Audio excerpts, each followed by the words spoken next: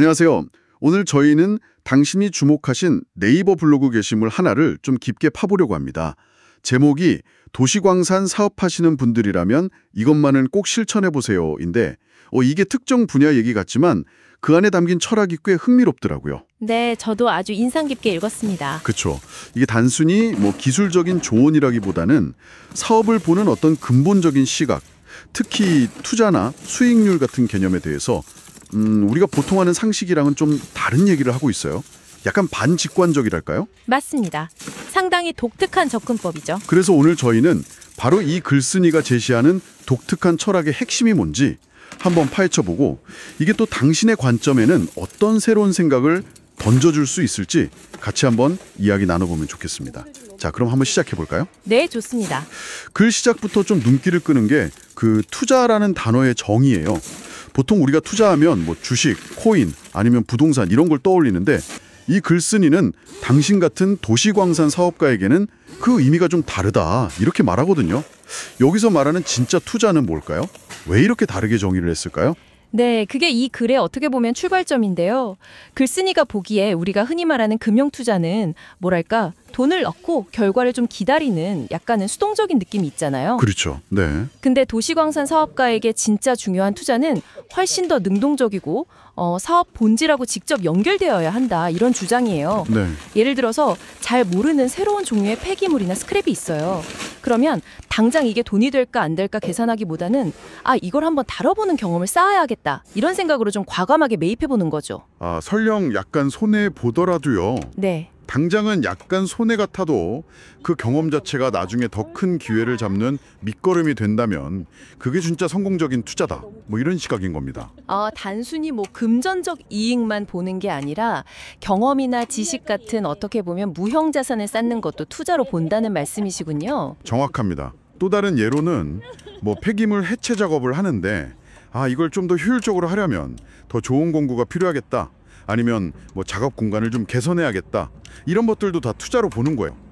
단순 비용 지출이 아니라 미래의 생산성을 높이기 위한 활동이니까요. 네네. 더 나아가서는 새로운 거래처를 뚫는다거나 기존 영업망을 더 탄탄하게 관리하는 이런 네트워크 확장 노력까지도 포괄적인 의미의 투자다. 이렇게 보고 있습니다. 결국은 사업의 기초 체력, 그 가치를 키우는 모든 활동이 이 글쓴이가 말하는 투자인 거죠? 흥미롭네요. 그러니까 돈을 버는 그런 구조보다는 내 노력이나 자원이 사업 자체의 역량을 키우는 데 직접 들어가는 것. 그걸 진짜 투자로 본다. 이런 관점의 전환이 왜 중요하다고 보는 걸까요?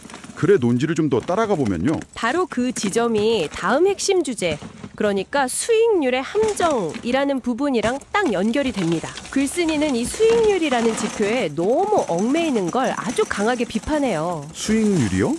보통 투자의 선봉척도 아닌가요? 그걸 따지는 게 왜 오히려 해가 될 수 있다는 건지 좀 더 설명해 주실 수 있을까요? 네, 글쓴이 주장은 이렇습니다. 수익률에 너무 집착하게 되면 자연스럽게 시야가 짧아지고 단기적인 결정만 내리기 쉽다는 거예요. 예를 들어볼까요? 당신이 작년에 어떤 스크랩을 톤당 100만 원에 샀다고 쳐요. 근데 올해의 시세가 150만 원으로 올랐어요. 50%나 오른 거죠. 오, 그럼 좋죠. 당장 팔고 싶을 것 같은데요? 그렇죠. 수익률 관점에서 보면 50%라는 높은 이익을 실현하는 게 합리적으로 보이죠. 이 정도 벌었으면 됐다 이렇게 생각하기 쉽고요. 네, 리스크도 줄이고 싶고. 그렇죠. 하지만 글쓴이는 바로 그 이익 실현에 대한 욕구가 장기적으로 봤을 때 진짜 중요한 축적이라는 더 큰 목표를 오히려 방해한다고 지적하는 겁니다. 50% 수익 보고 싹 팔아버리면 그 스크랩이 나중에 200만 원, 300만 원으로 더 오를 가능성, 혹은 그걸 기반으로 더 많은 양을 모을 수 있는 기회 자체를 그냥 스스로 막아버리는 셈이 될 수 있다는 거죠. 그러니까 눈앞에 그 단기 수익률에 집중하는 게 오히려 장기적으로 내가 모을 수 있는 전체 양을 제한하게 된다.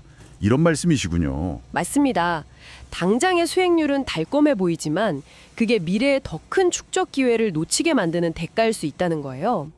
그래서 글쓴이는 질문 자체를 바꿔야 한다고 강조합니다. 질문을 바꾼다? 네. 이번 거래로 내가 얼마 벌었지? 이게 아니라 이 활동을 통해서 내가 원하는 그것, 금속이든 스크랩이든 그걸 얼마나 더 많이 모을 수 있는 여건을 내가 만들었는가, 또는 그래서 내 총 축적량이 얼마나 늘었는가, 이걸 물어야 한다는 거죠.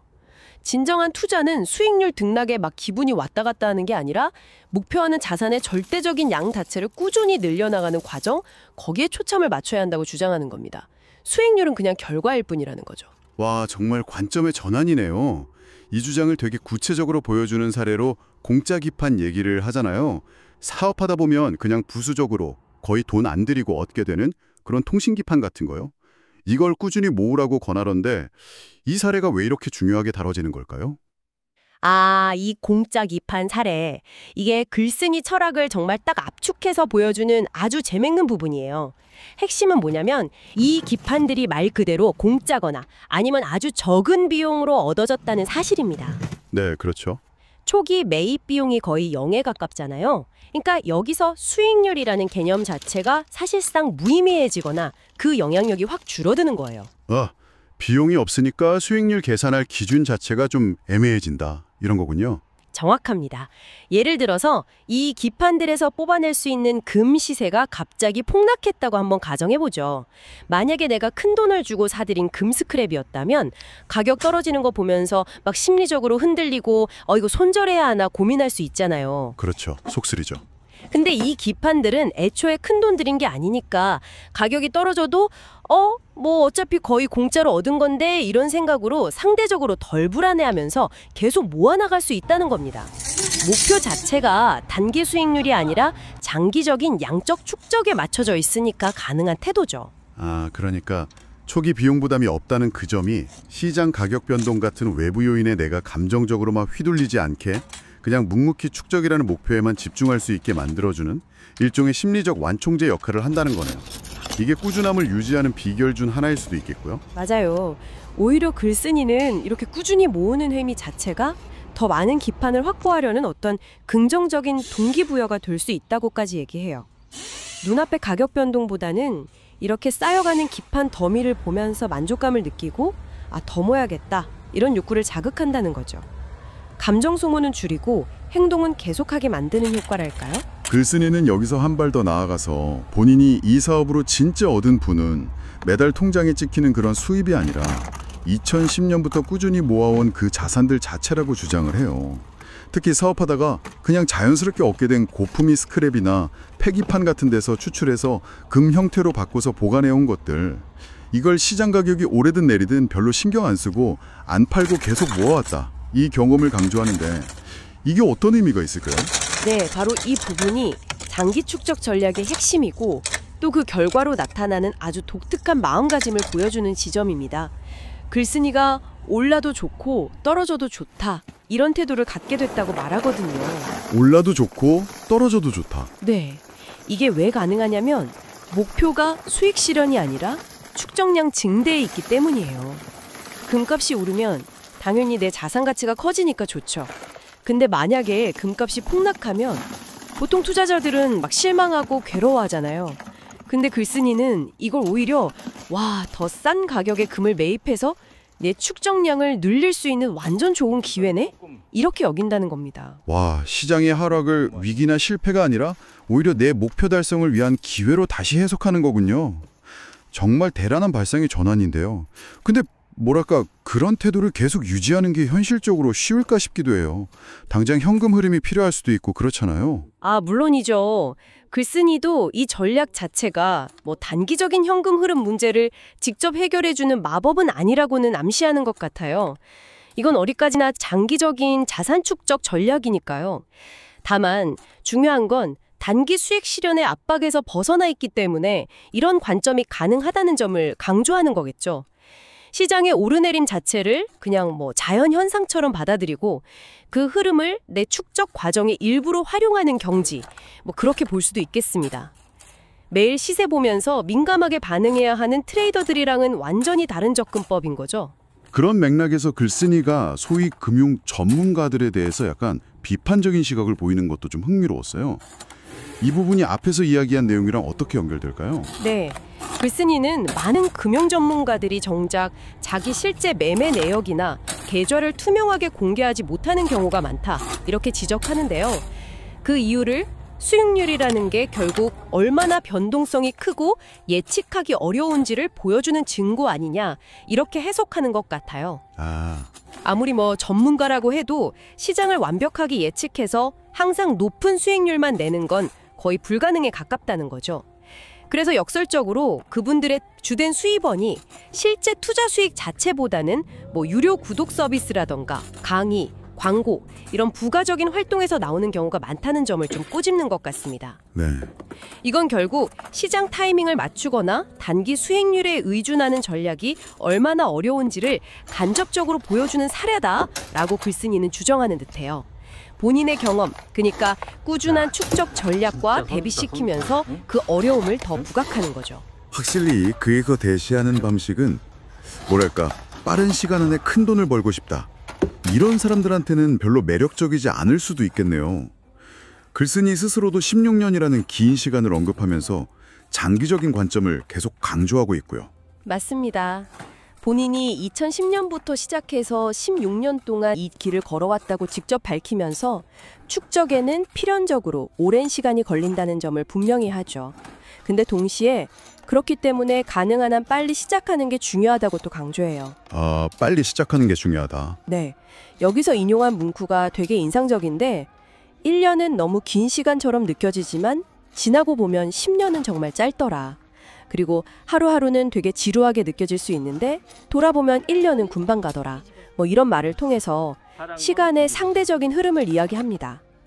시작하기 전에는 10년, 20년이 엄청 아득하게 느껴질 수 있지만 일단 시작해서 꾸준히 하다 보면 그 시간도 생각보다는 훌쩍 지나간다는 어떤 경험에서 나온 통찰이겠죠. 조바심 내지 말고 그냥 묵묵히 과정을 밟아나가는 게 중요하다는 메시지 같아요. 그렇다면 도시광산 분야에 관심을 가지고 이 글을 접한 당신에게 이 모든 이야기가 던지는 최종적인 메시지는 뭘까요? 여러 이야기가 나왔는데 가장 핵심적인 것 하나를 꼽으라면 뭐라고 정리할 수 있을까요? 아마도 가장 근본적인 메시지는 역시 관점의 전환이 아닐까 싶습니다. 내가 지금 당장 얼마를 벌고 있는가, 이 단기적인 손익 계산에서 좀 벗어나서 나는 장기적으로 무엇을 그리고 얼마나 의미 있게 축적하고 있는가, 이 질문으로 무게중심을 옮겨야 한다. 바로 이거죠. 글쓴이도 직접적으로 얼마를 버는 것보다 내가 얼마를 현재 모았느냐 가 가장 중요한 사실이라고 강조하고 있거든요. 아, 모았느냐? 네, 이게 비단 도시광산 분야뿐만 아니라 장기적인 가치를 쌓아가는 다른 모든 영역에도 충분히 적용될 수 있는 그런 통찰이 아닐까 생각합니다. 오늘 저희는 당신이 공유해 주신 네이버 블로그 게시물 도시광산 사업하시는 분들이라면 이것만은 꼭 실천해 보세요. 이걸 통해서 도시광산 사업에서의 어떤 독특한 장기 축적 철학에 대해 좀 깊이 있는 이야기를 나눠봤습니다. 우리가 흔히 아는 투자 상식이나 성공 방정식과는 좀 다른 길을 보여주면서 수익과 시간 그리고 가치의 축적이라는 것에 대해 다시 한번 생각해보게 만드는 정말 흥미로운 시간이었던 것 같습니다. 네, 오늘 나눈 이야기를 좀 요약해보자면 역시 단기 수익률의 유혹에서 벗어나서 꾸준한 축적 그 자체를 목표로 삼는 것의 중요성, 그리고 특히 사업 과정에서 발생하는 저비용 혹은 거의 무비용 자원을 적극적으로 활용하는 지혜, 또 시장 변동성을 위협이 아니라 오히려 축적의 기회로 삼는 그런 장기적인 안목과 평정심의 필요성, 이런 것들이 강조되었죠. 물론 이 모든 것의 바탕에는 인내와 시간이 반드시 필요하다는 점도 빼놓을 수 없을 거고요. 듣고 보니 정말 많은 생각이 드네요. 어쩌면 당신의 전문 분야나 혹은 당신 삶의 다른 영역에서 당장 눈에 보이는 수익률이나 즉각적인 성과가 아니라 시간을 들여서 꾸준히 축적해 나갈 때 비로소 그 가치가 빛을 발하는 그런 자산은 또 무엇이 있을까 한번 생각해 보게 됩니다. 그게 깊이 있는 전문 지식일 수도 있고 아니면 꾸준히 쌓아온 어떤 신뢰 관계일 수도 있고 혹은 오랜 시간 연마한 기술이나 내면의 성찰 같은 걸 수도 있겠고요. 당신만의 공짜 기판은 과연 무엇일지 한번 조용히 생각해 보시는 것도 꽤 의미 있는 시간이 될 것 같습니다. 네, 좋은 질문이네요. 오늘 저희의 탐구는 여기까지입니다. 당신이 공유해 주신 이 자료를 통해서 생각의 폭을 좀 넓히시고 또 일상에 적용해 볼 만한 유용한 통찰을 얻으셨기를 바랍니다.